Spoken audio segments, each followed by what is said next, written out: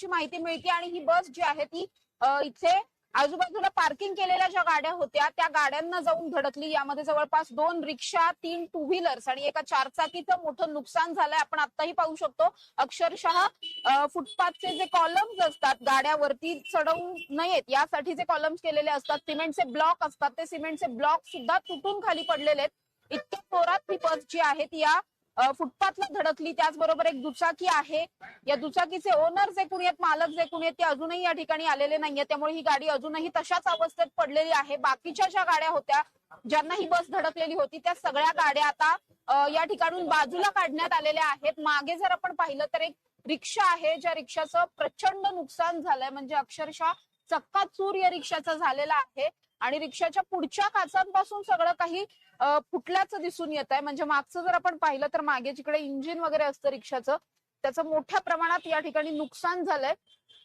आणि अशाच पद्धतीने रिक्षाची पुढची जी काच आहे ती काच सुद्धा तितक्याच मोठ्या प्रमाणात फुटलेली आहे। यामध्ये या गाड्यांचं प्रचंड मोठ्या संख्येने नुकसान झालेलं आहे। म्हणजे आपण इथे पाहिलं तर या ठिकाणी जवळपास 7-8 गाड्या उभ्या होत्या। या सगळ्याच गाड्या ज्या आहेत त्या गाड्यांना ही बस खूप जोरात धडकली आणि त्यामुळे आपण बघतोय की या ठिकाणी काचा असतील सगळ्या गाड्यांच्या त्या पडलेल्या आहेत। अनेक गाड्या आहेत ज्यांचं खूप नुकसान झालंय।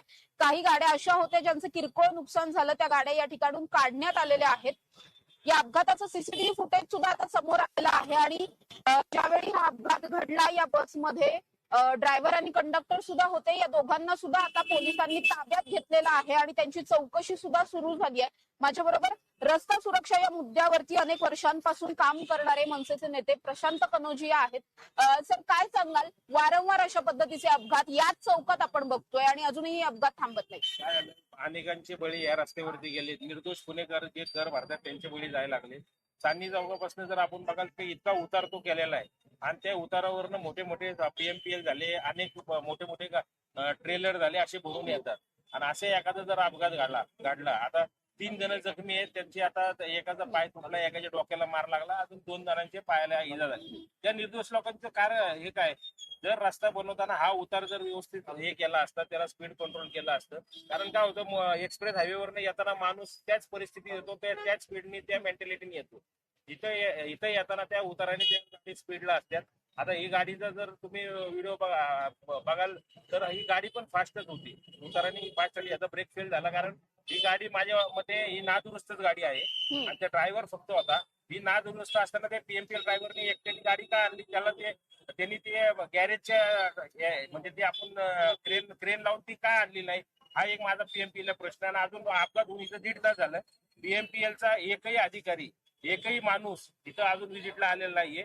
त्यांनी त्यांचा स्पॉट ठेवलेला पाहिजे, जागेवर त्यांनी व्हिजिट करून त्या जखमींना, जे जखमी झालेत त्यांच्या उपचाराचं काय करणार। आता जर त्यांना डिपॉझिट मागली तर पीएमपीएलला ती जबाबदारी घ्यावी लागणार आहे ना, पण अजून त्या हॉस्पिटललाही कोण पोहोचलेलं नाही आणि जागेवरही कोण पोहोचलेलं नाही। त्यामुळे मी मुन्ने मॅडमला विनंती करतो की त्वरित त्यांनी त्यांचे अधिकारी या स्पॉटवरती दवाखान्यात पाठवावे। सर, ही बस जेव्हा यावेळी धडकली त्यावेळी या बसमध्ये कोणी पॅसेंजर होते का, त्याविषयीची काही माहिती मिळाली? कारण किती गाड्यांचा अंदाजे नुकसान झालं यामध्ये? आता माझ्या माहितीप्रमाणे एक 4 व्हीलर ब्रिजाला धडकली, ते 2 रिक्षाला धडकलेले आहेत आणि 5 दुचाकी आहेत। त्यातले 2 दुचाकीवाले आहेत ते जखमी, त्यांना जास्त जखम लागली आणि ऑटो ड्रायव्हर आहे त्यांच्या डोक्याला मार लागलाय, असं आता इथं माहिती मिळाली जागेवरती। आता मी थोड्या वेळ सह्याद्री हॉस्पिटलला जातोय पूर्ण माहिती घ्यायला आणि माझी फक्त तुमच्या मार्फत मुंडे मॅडमला विनंती आहे की त्यांनी त्वरित हॉस्पिटलला पूर्ण उपचार होण्यासाठी, जे जखमी आहेत त्यांना पूर्ण उपचारासाठी मदत करावी पीएमपीएलने आणि त्वरित हे काय याची सखोल चौकशी करून अहवाल सादर करा। सर, हा तोच उतार आहे ज्या उतारावरती या आधी सुद्धा अनेकदा ऍक्सिडेंट झाले, जसं तुम्ही सांगितलं चांदणी चौकातून खाली येताना खूप ऍक्सिडेंट होतात। वारंवार असं होत असताना प्रशासनाकडून यावरती कुठलीही उपाययोजना केली जात नाही असं वाटतं का, आणि काय करायला हवं असं वाटतं? आता 1 ते 1.5 वर्षापूर्वी एक डावे भुसरीतले रहिवासी होते आमचे, त्यांच्या मुलीला क्लासला सोडायला आले होते। ऍक्टिव्हाचं शोरूम आहे इथलं पुढे 50 मीटरला आणि ते मुलीची वाट बघत असताना मागणं पीएमटी आली, त्यांना जागेवर चिरडल्या, ते जागेवर खाल्लं मागे जर बघायला आपण तर डंपरचा ऍक्सिडेंट झाला, एक डंपर बऱ्याच गाड्यांना, म्हणजे या घटना वारंवार घडणार आहेत भविष्यात।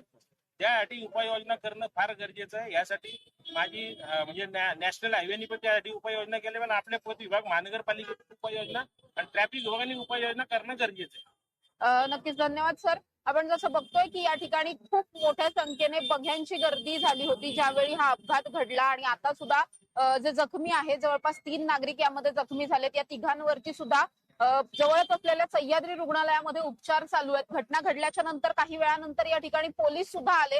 पोलिसांनी सुद्धा घटनास्थळाची पाहणी केलेली आहे, आढावा घेतलाय, पंचनामा करण्याचा प्रयत्न सुद्धा झालेला आहे. पोलिसांकडून सगळी माहिती घेण्यात आली आहे. मात्र असं सगळं असताना इतका भीषण हा अपघात आहे. आपण गाडीची जर या अवस्था पाहिली तर प्रचंड जुनी असलेली ही गाडी वाटतेय, पीएमपीएल बस वाटतेय. या बसमध्ये खरं तर आपण पाहिलं तर त्यावेळी ज्यावेळी हा अपघात घडला त्यावेळी सुद्धा या ठिकाणी खूप मोठ्या संख्येने गर्दी होती आणि सुदैवाने ही बस इतक्याच गाड्यांना धडकून थांबली हे महत्वाचं. जर ही अशी थांबली नसती तर यापेक्षा पुढे जर आपण पाहिलं तर आणखी जवळपास 40 ते 50 दुचाकी लागलेल्या आहेत. 100च्या वर लोक या ठिकाणी थांबलेले आहेत. असं सगळंच घडलं असतं. माझ्या बरोबर इथले एक स्थानिक नागरिक आहेत, त्यांच्याशी बोलणार आहोत. अपघात घडला तेव्हा तुम्ही इथे होतात आणि नेमकं काय झालं? ही पीएमपी चांदणी चौकाकडनं खाली येत होती. उतार आहे 7:30 टायमिंग, वर्दळ होती. त्याला साधारण ब्रेक कंट्रोल झालेलं नाही. साधारण 15-20 फुटाच्या अंतरावरनच एक तिथं ब्रिझा गाडी होती. त्या ब्रिझा गाडीला पहिली टक्कर मारली आणि नंतर एक पुढे समोर रिक्षा होता. रिक्षा उडूनच इथं समोर लावलेला आहे. त्याच्यामध्ये साधारण 4 लोक जबर जखमी झालेले. आता सह्याद्री हॉस्पिटल मध्ये ऍडमिट आहे. योगेश केमसे नावाचा एक हिरो होंडाची गाडी आता इथे ही आहे. ड्रायव्हर त्याला मेजर दुखापत आहे. अजून एक जण आहे दुखापत आहे. आता गाड्या त्यावेळी पार्क केलेल्या होत्या की कशा होत्या या ठिकाणी? गाड्या पार्क वगैरे अशा नव्हत्या, पण ती ब्रिझा गाडी जी होती ती पार्क केलेली होती. बाकीचे रिक्षावाले साईडलाच उभे होते. पण याला कंट्रोल न झाल्यामुळं त्यांनी गाडी ब्रेक केला. त्यावेळी गाडीत कोणी प्रवासी वगैरे होते या बसमध्ये? नाही, बसमध्ये नव्हते. कोण होता? एकटा ड्रायव्हर होता या बसमध्ये? होता तो गाडी कंट्रोल करण्याचा प्रयत्न करत होता, परंतु त्याला इथं उतार असल्यामुळे गाडी इकडे वर जळत होती आणि दाबत दाबत दिले रिक्षावाले, 2 व्हीलरवाले, 2 2 व्हीलर, 2 रिक्षा आणि एक ब्रिझा गाडी. ज्यावेळी हा अपघात झाला त्यानंतर हा ड्रायव्हर स्वतःहून बाहेर आला होता की त्याला लोकांनी वगैरे बाहेर काढलं, असं काही घडलं? नसतो बाहेर आला. मद्यप्राशन केल्यासारखं वाटत होतं की असं काही नव्हतं? असं काही जाणवून नाही आम्हाला. पण तो सांगत होता की ब्रेक फेल झाला, ब्रेक लागत नव्हता. ज्यावेळी इथे जखमी होते या जखमींना हॉस्पिटलमध्ये कसं नेलं, काय नेलं त्यात तिथून पुढे? दुसऱ्या गाड्या थांबवल्या, रिक्षा वगैरे थांबत नव्हते. प्रयत्न करून त्या गाडीमध्ये भरले आणि हॉस्पिटल ऍडमिट. पोलीस किती वेळानंतर या ठिकाणी आले अंदाजे? आम्ही लगेच परतीच केलं पोलिसांनी. 10 मिनिटाच्या आतमध्ये पोलीस इथं आले. तुम्ही इथले स्थानिक नागरिक आहात, अशा घटना वारंवार या ठिकाणी अपघात घडतात, काय वाटतं काय? घटना झालेली आहे. आता एक माणूस गेलेला आहे. आम्ही येतो थोडच्या नानादिल्लीत पण टपऱ्या वगैरे आहेत, त्यामुळं ट्रॅफिक वगैरे सगळा वजवारा उडलेला आहे सगळ्या. नक्कीच आपण बघतोय की स्थानिक नागरिकांचं सुद्धा हेच म्हणणं आहे की या ठिकाणी जो स्लोप आहे चांदणी चौकातून खाली उतरताना तो इतका जास्त आहे की अनेकदा त्या ठिकाणी गाडीचे ब्रेक लागत नाहीत, अनेकदा गाडी कंट्रोल करणं जमत नाही आणि असं सगळंच असल्यामुळे वारंवार या ठिकाणी अपघात होत असतात. या आधी सुद्धा डंपरचा अतिशय भीषण असा अपघात या ठिकाणी झाला होता. समोर जर आपण पाहिलं तर आताही या ठिकाणी पोलीस आहेत, पोलिसांकडून पंचनामा करण्याचं काम चालू आहे. जसं स्थानिक नागरिकांनी सांगितलं त्याप्रमाणे या ठिकाणी खरं तर या गाडीचा जो ड्रायव्हर होता तो कुठल्याही पद्धतीने मद्यप्राशन केल्यासारखा वाटत नव्हता. मात्र त्याने ही गाडी बाहेर का नेली होती, का तो गाडी रिकामी गाडी असताना सुद्धा किंवा दुरुस्तीसाठी आलेली गाडी असताना सुद्धा तो ही गाडी घेऊन बाहेर का पडला होता, हा एक खूप मोठा प्रश्न आहे. ज्या प्रश्नाचं उत्तर आता पोलिसांकडून शोधण्याचं काम चालू आहे. त्याचबरोबर जे 3-4 जण यामध्ये जखमी आहेत त्या जखमींवरती उपचार सुद्धा चालू आहेत. आताही आपण पाहिलं तर काही गाड्यांचे मालक या ठिकाणी आलेले नाहीयेत. मागे जी रिक्षा आहे ती रिक्षा अक्षरशः उडून त्या ठिकाणी जाऊन पडलेली आहे, त्यामुळेच त्या रिक्षाचं मागून सुद्धा तितकंच नुकसान झालं आणि पुढच्या काचेचं सुद्धा तितक्याच मोठ्या प्रमाणात नुकसान झालेलं पाहायला मिळत आहे. त्यामुळे वारंवार चांदणी चौकात होत असलेले जे अपघात आहेत त्यांचा मुद्दा पुन्हा एकदा ऐरणीवरती आलेला आहे. हे अपघात कसे थांबवायचे?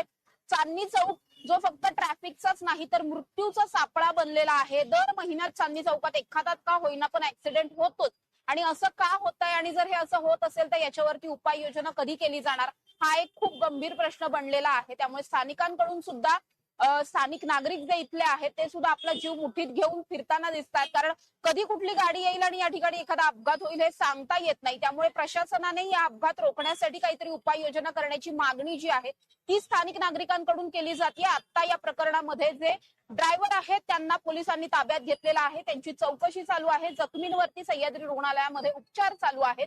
पुढच्या काही वेळामध्ये ही जी बस आहे ही बस सुद्धा या ठिकाणून नेली जाईल. बसची सुद्धा सगळीच तपासणी जी आहे, बसचे नेमके ब्रेक फेल झाले होते की आणखी काही झालं होतं, हा अपघात नेमका कसा झाला, या सगळ्याची चौकशी सुद्धा पोलिसांकडून केली जाणार आहे. कॅमेरा पर्सन निलेश सह समृद्धी जाधव, टॉप न्यूज मराठी, पुणे.